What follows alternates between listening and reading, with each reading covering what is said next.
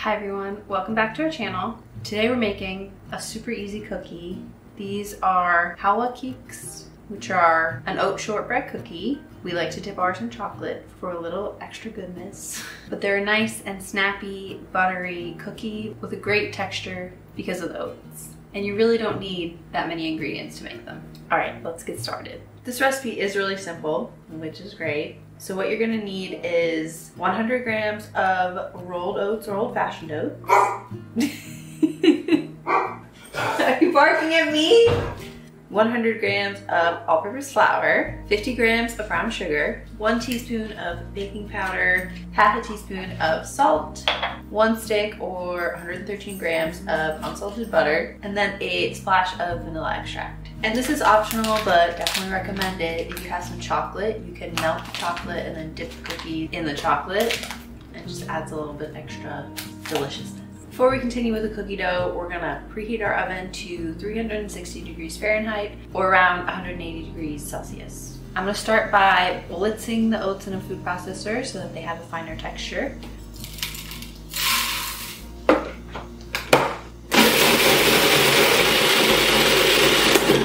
We got a much finer texture here. I'm fine with it being a little coarse because that'll add some texture to the cookies.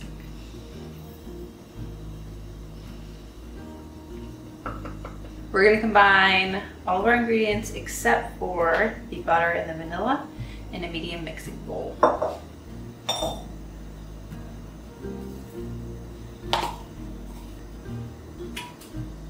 The brown sugar that I used was a little lumpy, so I'm actually just gonna whisk this together to combine. We have our dry ingredients. Now we're gonna add in our butter and vanilla, but first we're gonna melt the butter. We're gonna add our butter, just a splash of vanilla. And now we're just gonna press this together in the bowl until it starts to come together into a cookie dough.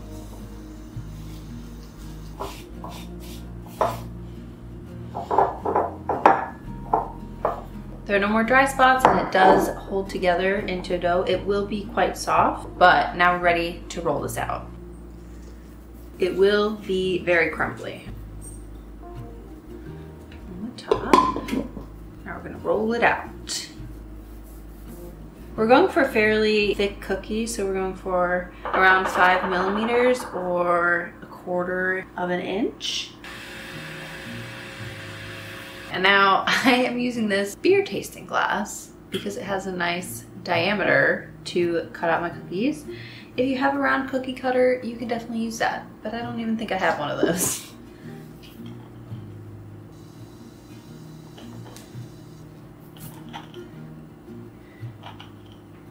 I have a baking sheet lined with a silicone mat. You can also line it with parchment paper.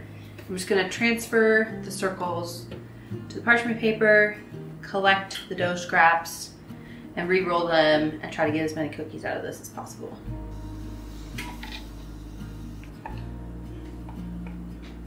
I'm gonna prick the tops of these with a fork just so that they rise more evenly.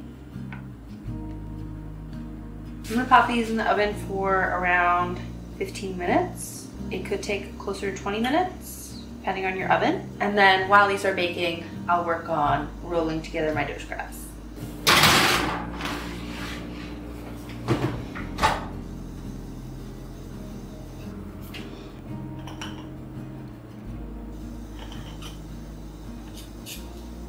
Alright, the last few are looking a little rough, but that's as many as we're gonna get today. Our first batch is out, so let's get the second batch in the oven.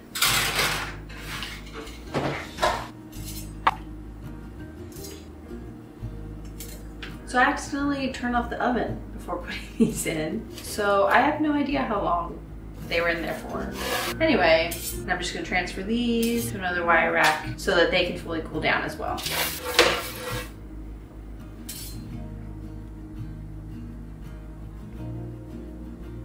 Our cookies have cooled down and I have some melted chocolate here. It's probably between 100 and 150 grams of chocolate. I'm just gonna dip as many of the cookies as I can in chocolate and then put them on this parchment lined baking sheet to set, and I might have to pop them in the fridge because this is not tempered chocolate. That is too much work.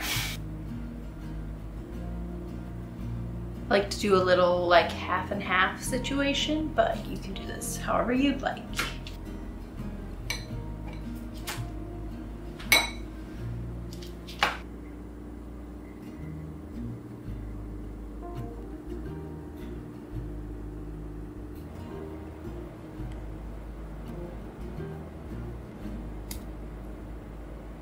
All right, let's try it. Crunchy, not even too sweet, perfect with a cup of tea or coffee. Thank you so much for watching our video. We hope you try to make these cookies. Let us know if you do in the comments, and we'll see you for the next video. Bye.